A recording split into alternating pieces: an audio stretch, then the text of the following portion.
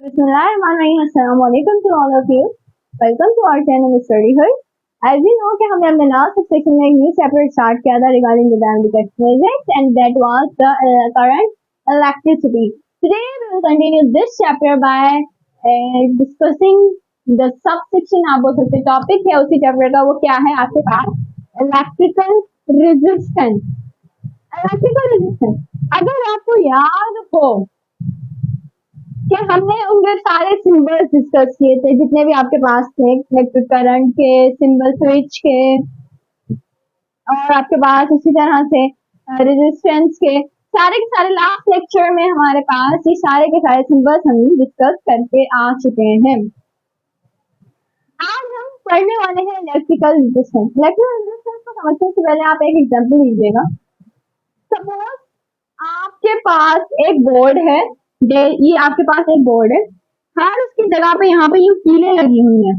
ये एक बड़ा सा बोर्ड है, ठीक है।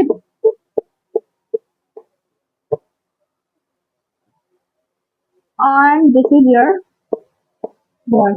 अब आप इस बोर्ड के अंदर यहाँ पर एक बॉल को जो है वो थ्रो कर दो। पहले वो स्टील के साथ स्ट्राइक करेगा, फिर यहाँ से वो यू मूव करेगा, फिर यहाँ से। अब इस बॉल को आना सीधा था, but unfortunately due to the presence of these nails, इन कीलों की वजह से, इन आप बोल सकते हो इन लकड़ियां बोलो, कुछ भी बोलो, कील बोलो, उनकी वजह से उस बॉल की जो आप बोल सकते स्पीड है वो चेंज हो गई और यहाँ पर ये कील पता है क्या कर रही है, इस बॉल की आप बोल सकते हो मोशन को रोक रही है। तो रेजिस्टेंस को भी आप इसी तरह से एग्जांपल ले लो। रेजिस्टेंस में पता है क्या होगा, वहां पर सिर्फ इतना होगा कि वो रेजिस्टेंस यहाँ पर बॉल को रोक रहा था, वो रेजिस्टेंस जो है वो करंट को रोकेगा। यानी कि अगर कोई चार्ज जो है वो फ्लो करती हुई आ रही है तो उस कंटेनर के अंदर प्रेजेंट जो एटम्स है ना वो उस चार्ज को फ्लो करने से रोकेंगे। These are the concept of resistance. ये कुछ टिपिकल कहानी नहीं है, बस आप यहाँ पर एक एग्जांपल ले लो कि आपके पास ये कोई कंडक्टर मौजूद है, ठीक है जी।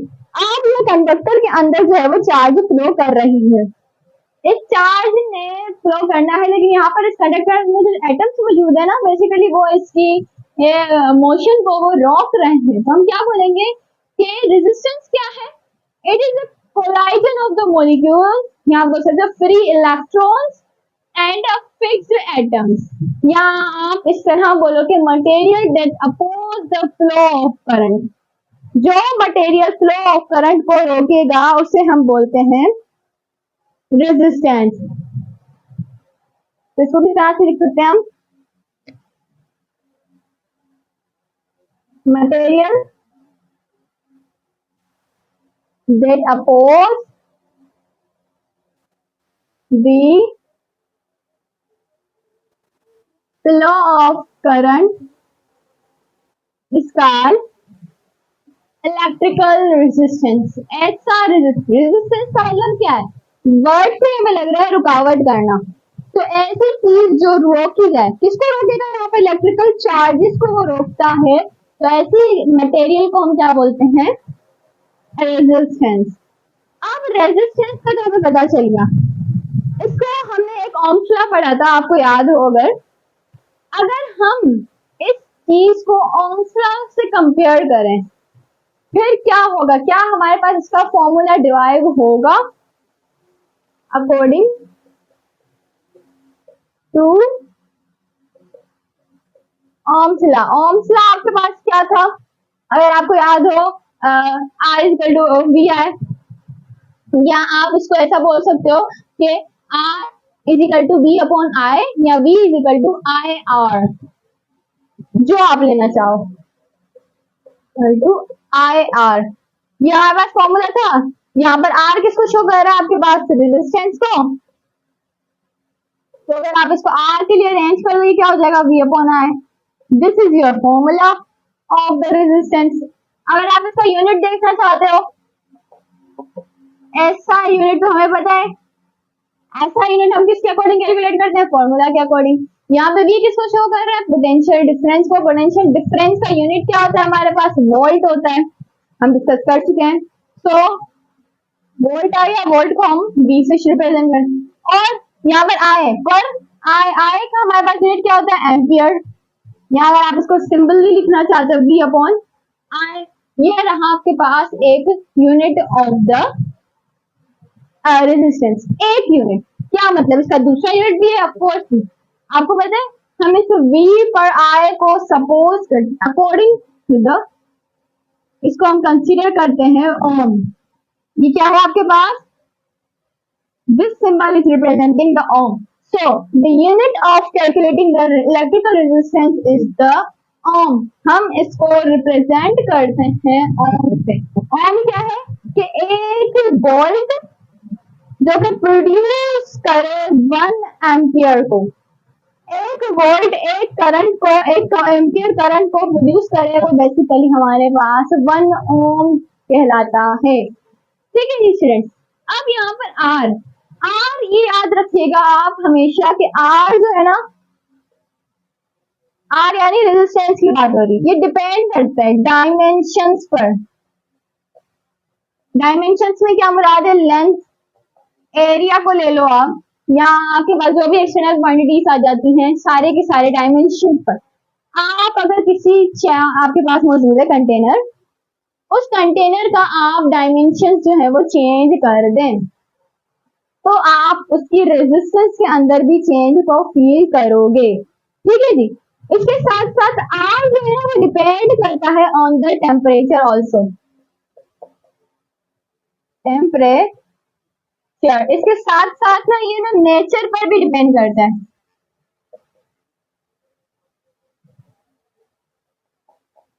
मटेरियल, नेचर ऑफ मटेरियल पर भी आर जो है वो डिपेंड करता है, आप ऐसा बोल सकते हो। ठीक है जी student. So this is quantities है जिन पर हमारे पास आर जो है वो डिपेंड करता है।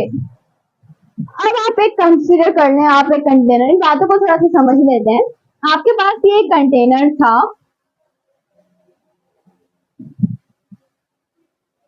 आपने इस कंटेनर की आप अगर लेंथ देखो, ये इतनी है, ठीक है, इसका एरिया जो है वो इतना है। हम एरिया को छेड़ते नहीं, हम लेंथ को छेड़ते हैं। हमने लेंथ को कम कर दिया, हमने लेंथ को क्या किया, कम कर दिया। कम करने की वजह से अब जो इसके अंदर रेजिस्टेंस होगी ना, उसकी रेजिस्टिविटी, क्या रेजिस्टिविटी भी कम हो जाएगी। रेजिस्टिविटी क्या है, अब हमारे पास यहाँ पर एक और न्यू कॉन्सेप्ट आ गया, और वो है आपका रेजिस्टिविटी। रेजिस्टिविटी क्या है, रेजिस्टिविटी ये है आपके पास basically resistance of the material, ये उस रेजिस्टेंस, किसी भी मटेरियल के अंदर रेजिस्टेंस कितनी होती है, एक मटेरियल की आप बोल सकते हो पावर कितनी है रोकने की, जितनी ज्यादा पावर होगी रोकने की उसे हम क्या बोलेंगे, resistivity.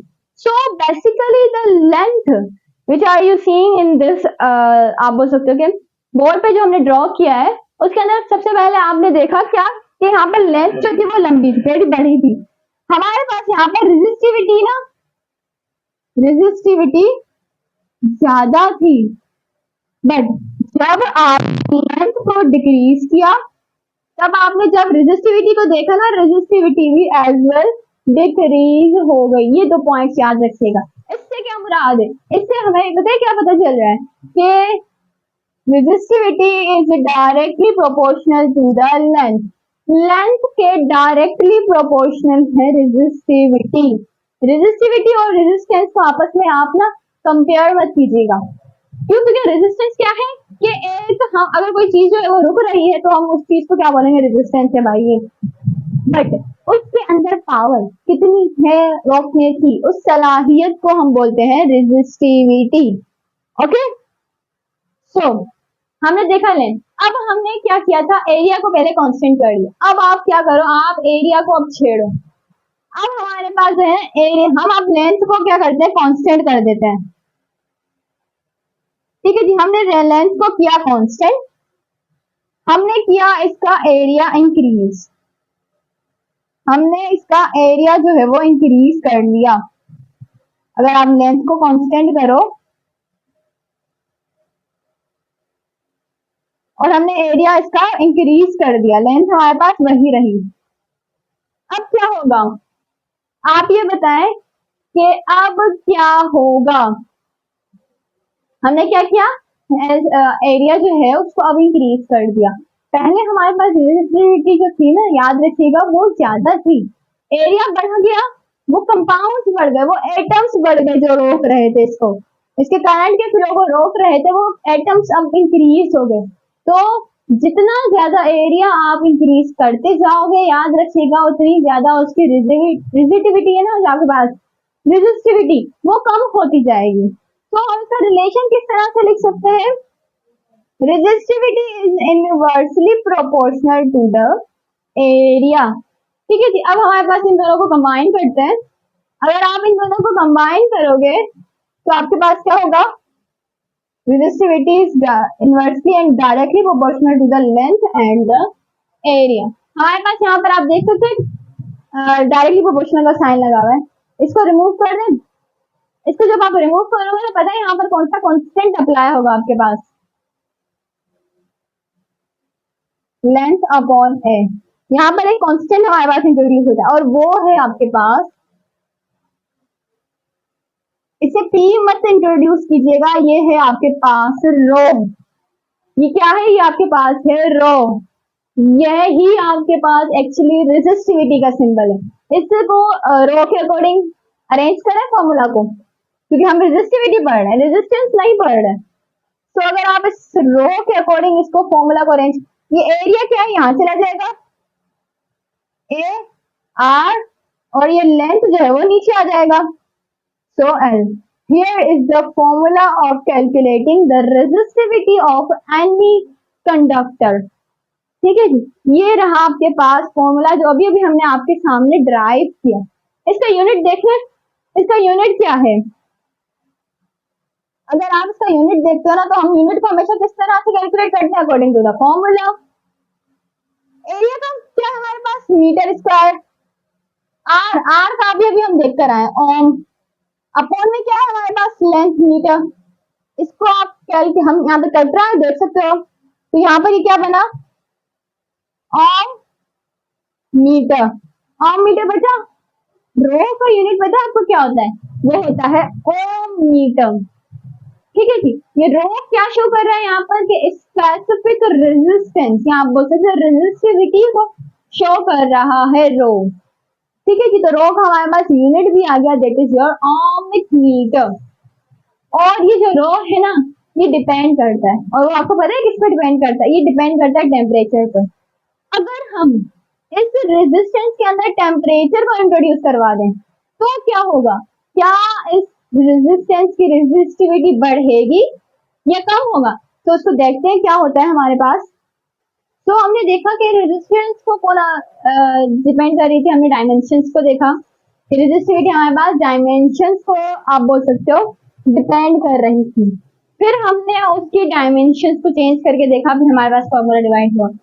What about the temperature, temperature पर भी तो रेजिस्टेंस हमारे पास आप बोल सकते हो डिपेंड कर रही थी। अगर आप टेम्परेचर को इंक्रीज करोगे या डिक्रीज तो क्या असर होगा, इसको एक समझते हैं। Suppose you have a conductor, ये आपके पास एक कंडक्टर था, इसका एरिया और लेंथ दोनों आपने कांस्टेंट रखा। ये आपके पास इनके अंदर चार्जेस जो है वो फ्लो कर रही हैं। इन चार्जेस की मूवमेंट कुछ यूं थी, आपने अब इसको टेम्परेचर प्रोवाइड नहीं किया हुआ। जब आप इस कंडक्टर को टेम्परेचर प्रोवाइड करोगे, बिलीव मी, ये ज्यादा टेम्परेचर की वजह से ज्यादा स्पीडली मूव करना स्टार्ट कर देंगी। ठीक है जी। एक केस के अंदर हमने देखा कि टेम्परेचर प्रोवाइडेड नहीं था, दूसरे केस के अंदर हमने देखा कि वहां पर हमने इसे टेम्परेचर प्रोवाइड किया। तो याद रखिएगा, due to the rise in the temperature the resistance of a conductor will increase, यानी कि उसकी जो आप बोल सकते हो पावर है, यानी कि आप इसका इसका अगर हम रिलेशन लिखना चाहें तो ये क्या होगा कि इसका रिलेशन हमारे पास that is R directly proportional to the temperature. R जो है ना वो डायरेक्टली डिपेंड कर रहा है ऑन टू द टेम्परेचर। अब अगर हम इनका टेम्परेचर और टाइम रेट ऑफ टेम्परेचर दोनों के अगर आप ग्राफ प्लॉट करना चाहो तो इसका ग्राफ किस तरह से बनेगा, हमें पता है डायरेक्टली प्रोपोर्शनल का ग्राफ जो है वो हमारे पास किस तरह से बनता है, ये इस तरह से ये आपके पास आ गया ग्राफ। अब आपके पास बताएं टेम्परेचर कोएफिशिएंट ऑफ रेजिस्टेंस क्या है। कोएफिशिएंट हम क्या अप्लाई करेंगे टेम्परेचर, ये हमारे पास एक नेक्स्ट टॉपिक आ गया, temperature coefficient of temperature. Temperature का कोएफिशिएंट क्या है, इसके लिए ना एक हमारे पास ना इक्वेशन मौजूद है। सबसे पहले याद रखिएगा कि चेंज इन आर, जो चेंज आता है आर के अंदर उसे हम किससे शो करते हैं, डेल्टा आर से, is directly proportional to the, ये किस किस के डायरेक्टली प्रोपोर्शनल है, सबसे पहली बात आर नॉट और दूसरी बात टेम्परेचर के चेंज के अंदर। क्या मतलब आर डेल्टा टी तो समझ में आ गया कि जब टेम्परेचर के अंदर चेंज आएगा तो हमारे पास रेजिस्टेंस के अंदर भी चेंज आएगा। आर नॉट से क्या मुराद है, चेंज, चेंज जब भी आता है ना तो उसे हम किस तरह से डिटरमाइन करते हैं कि आपके पास अगर चेंज है तो ये किससे हुआ है, डेरिवेट के ओरिजिनल उसकी resistance minus by the resistance. तो ये जो आर नॉट है ये आपके पास शो कर रहा है इसको, तो अगर हम इसको रिलेशन की सूरत में लिखना चाहें तो ये आपके पास इस तरह से आ जाते हैं, ठीक है जी। जितना टेम्परेचर के अंदर चेंज आएगा वैसे ही वैसे आपके पास चेंज आता रहेगा इनटू द रेजिस्टेंस, यानी कि आर नॉट। अब दोबारा से रीड कर दें कि टेम्परेचर कोएफिशिएंट ऑफ टेम्परेचर, यानी कि ये टॉपिक है हमें डिस्कस करना है। सबसे पहली बात, दूसरी बात क्या है कि यहाँ पर ये क्या शो कर रहा है कि जब भी चेंज आएगा रेजिस्टेंस के अंदर तो वो डायरेक्टली प्रोपोर्शनल है टू द आर नॉट, उसकी जो ओरिजिनल पहले थी रेजिस्टेंस वो चेंज हुई तभी तो उसके अंदर चेंज आया ना, तो वो दोनों डायरेक्टली प्रोपोर्शनल है, उसके अंदर चेंज आया नहीं और चेंज आएगा रेजिस्टेंस के अंदर तो वो चेंज आएगा automatically into the R naught. और याद रखिएगा जब भी टेम्परेचर के अंदर चेंज आता है तब हमारे पास हमने क्या अभी अभी तो रिलेशनशिप देखा है हमने कि चेंज आएगा into the resistance will be cause the change in the temperature. So हम चेंज को बस यहाँ पर चेंज जो है ना उन लफ्जों को हटा के हमने यहाँ पर डेल्टा को शो कर दिया है, बाकी और कोई टिपिकल बात नहीं है, ठीक है जी। अब इसको अकॉर्डिंग टू इसको थोड़ा सा डायरेक्ट इसको अरेंज कर लेते हैं हम, दोनों चीजें डायरेक्टली प्रोपोर्शनल है, क्या इसको हम इस तरह से लिख सकते हैं, ऑफ कोर्स ये लिख सकते हैं। अब यहाँ पर हमारे पास एक प्रोपोर्शनलिटी का साइन है, इनको हटाना है हमें, क्या अप्लाई करें, तो हम लोग कांस्टेंट अप्लाई करते हैं। यहाँ पर कांस्टेंट क्या होगा, टेम्परेचर कोएफिशिएंट का हमारे पास एक आ जाता है और वो है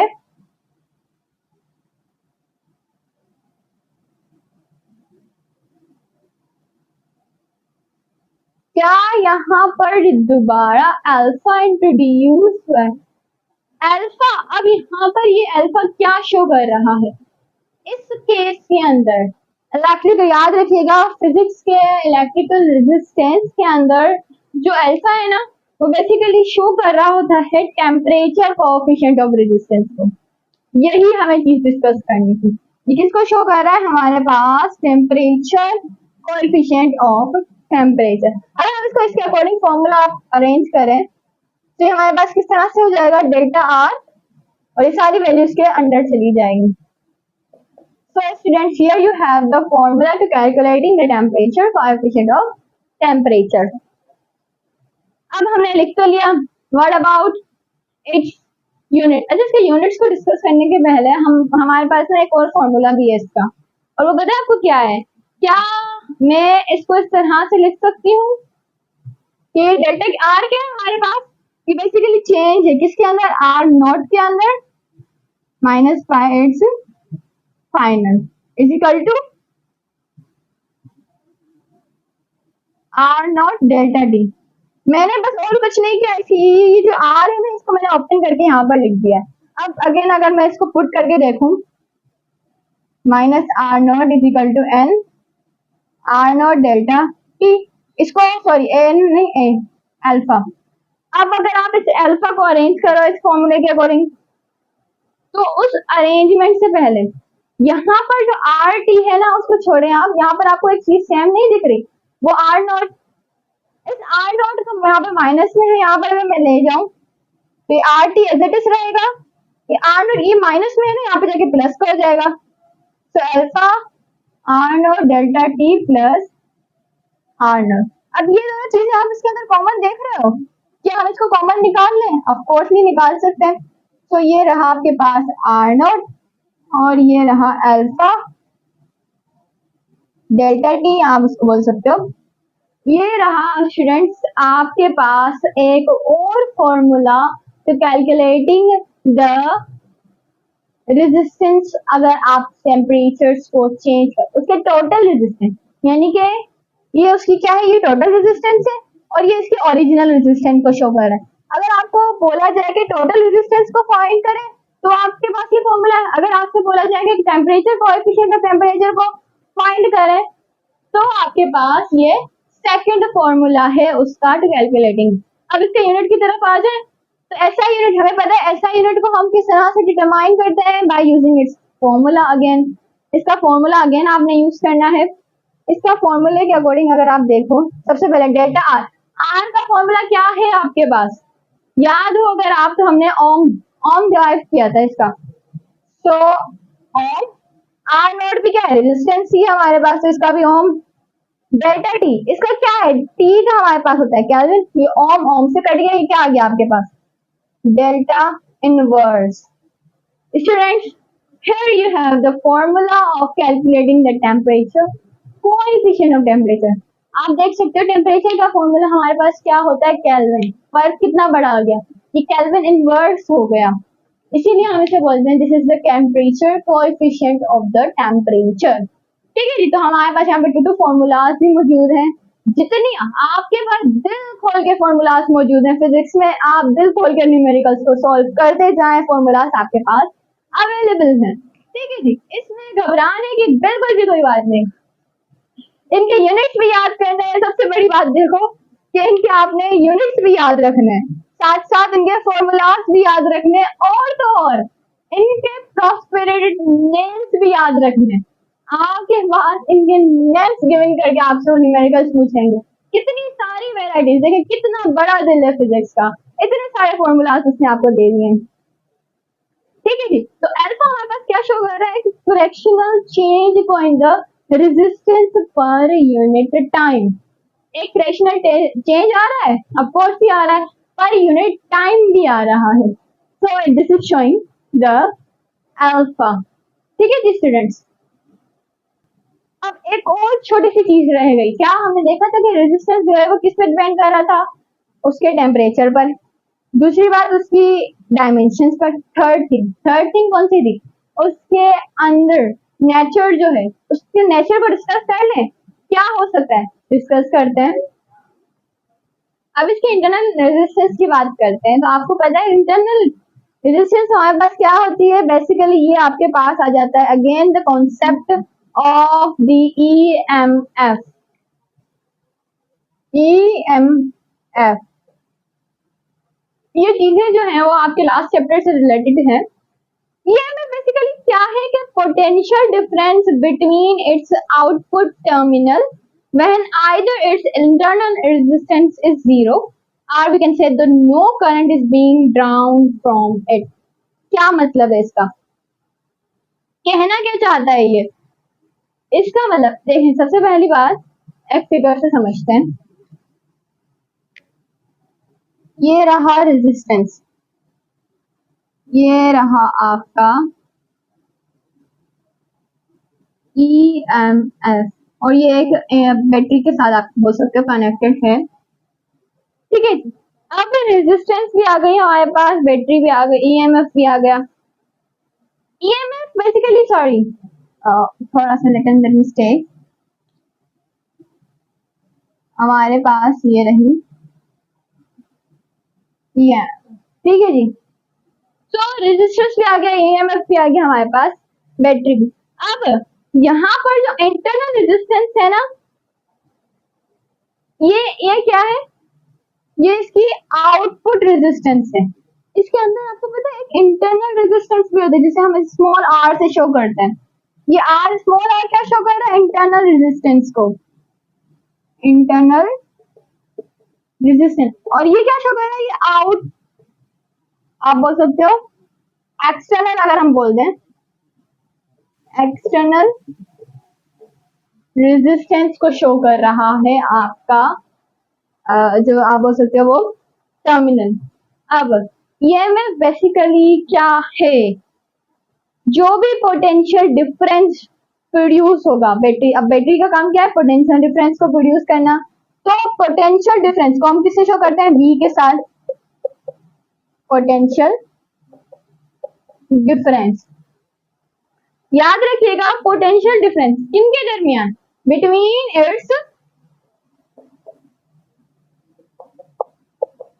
आउटपुट टर्मिनल। अब आउटपुट टर्मिनल आप समझ गए होंगे किसकी बात कर रहा है, आउटपुट रेजिस्टेंस। आउटपुट टर्मिनल जो है वहन आइदर इट्स इंटरनल रेजिस्टेंस, वहन आइदर इट्स इंटरनल। अब इंटरनल रेजिस्टेंस अभी आप समझ गए होंगे किसकी बात कर रहा है, इंटरनल रेजिस्टेंस। जबकि इसकी इंटरनल रेजिस्टेंस जो आर है, small R is zero, is zero. Or we can say there is no current, यहाँ पर कोई भी करंट जो है वो is not being drawn from it, is drawn from it. क्या मतलब है, मकसद क्या है इतनी सारी बड़ी डेफिनेशन, क्या समझते हैं हम यहाँ पर बैठे ही समझने के लिए। अब आप उस फिगर पर थोड़ा सा कंसंट्रेट करें, फिगर की तरफ दोबारा आ जाए। ये क्या है, ये इसकी आउटपुट रेजिस्टेंस है आर, ये इसकी स्मॉल, यानी कि स्मॉल आर किसको शो कर रहा है, इंटरनल। क्या पोटेंशियल, हमें पता है कि बैटरी क्या है, वो प्रोड्यूस करती है आपके पास कुछ ना कुछ पोटेंशियल डिफरेंस। पोटेंशियल डिफरेंस याद रखिए, ईएमएफ के केस के अंदर पोटेंशियल डिफरेंस जो होती है बिटवीन द आउटपुट यानी कि कैपिटल आर रेजिस्टेंस के अंदर में एक्सटर्नल रेजिस्टेंस के दरमियान, जबकि इंटरनल रेजिस्टेंस जो है वो जीरो हो।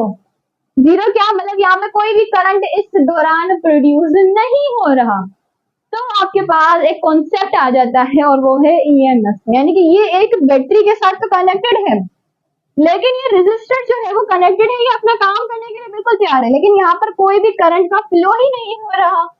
तो ऐसी थ्योरी जब ये आपके पास ऐसा कॉन्सेप्ट आ जाता है तो बेसिकली इसे हम बोलते हैं ईएमएफ।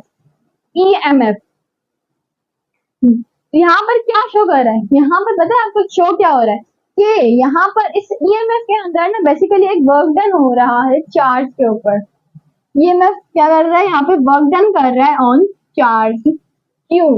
और इन दोनों का जो रिलेशन अगर आप फाइंड करो तो आपके पास पता है रिलेशन क्या आता है, EMF is firstly equal to the work done per unit charge।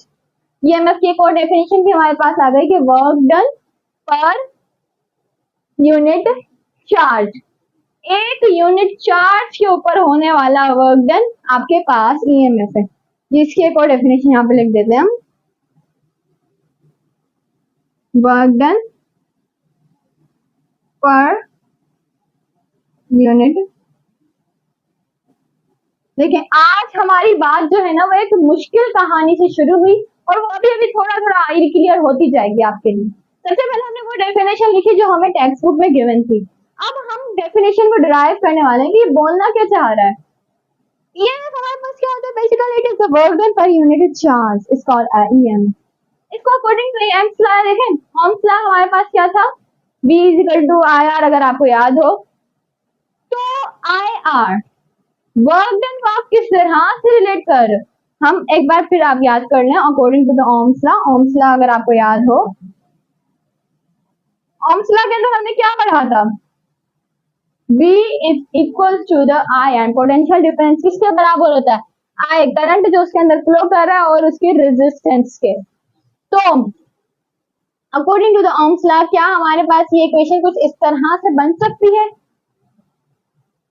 E is equal to I R, ये हो गई हमारे पास एक्सटर्नल, लेकिन हमारे पास रेजिस्टेंस जो है ना यहाँ पर स्मॉल आर भी मौजूद, इंटरनल रेजिस्टेंस भी मौजूद है, तो ये आ गया एडिशन में आपके पास आई स्मॉल, ये स्मॉल आपके पास शो कर रहा है इंटरनल रेजिस्टेंस को, ठीक है जी, ये आपके पास शो कर रहा है इंटरनल रेजिस्टेंस को, ये आपके पास according to the Ohm's law ये एक बन गई रेजिस्टेंस।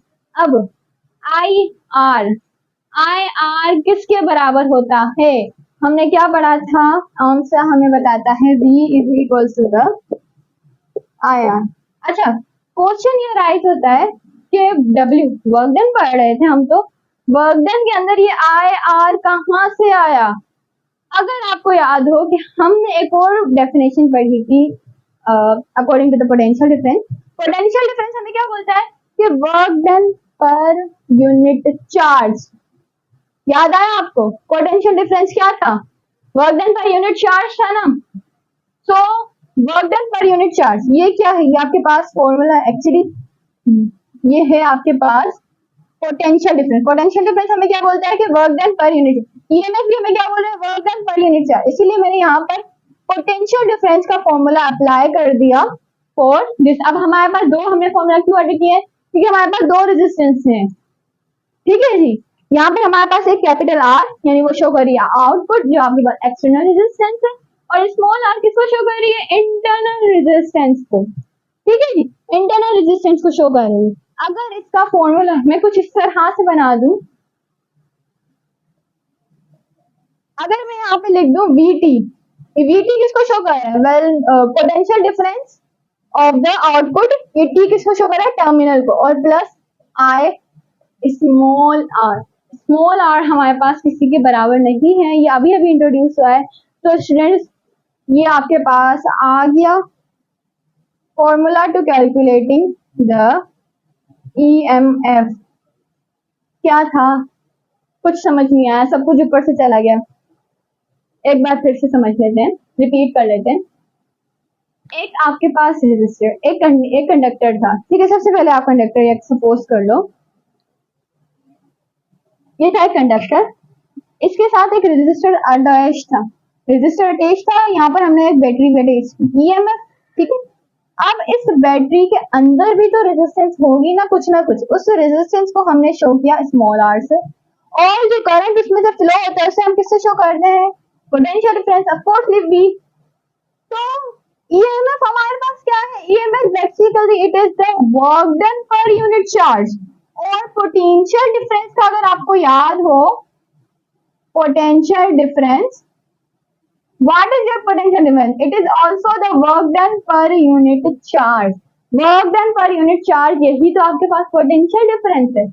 अगर मैं इस W/Q को हटाकर यहाँ पर V लिख दूं, तो क्या ये मेरा फॉर्मूला सही हो जाएगा, ऑफ कोर्स ही होगा, लेकिन मैंने यहाँ पर V नहीं लिखा, पहले मैंने यहाँ पर लिखा IR, अगर मैं इस IR को नहीं लिखती, सपोज करें मैं यहाँ पे डायरेक्ट V को लिख दूं, तो ये हम इस चीज को ड्राइव नहीं कर पाते, इसीलिए मैंने यहाँ पर लिखा पहले I कैपिटल R और पोटेंशियल डिफरेंस, इस बार हमारे पास दो है, एक I कैपिटल R, एक I स्मॉल r, तो मैंने दोनों को एडिशन करवा, क्योंकि एक ही सीरीज के साथ अलोंग अटैच है, ये एक ही सीरीज के साथ अटैच है रेजिस्टेंस दोनों के दोनों, तो ये हमारे पास चलिए, जब भी आपको पता है जब भी कोई रेजिस्टेंस आपके पास सीरीज में अटैच होता है उसे हम क्या करते हैं, ऐड करते हैं, ठीक है जी।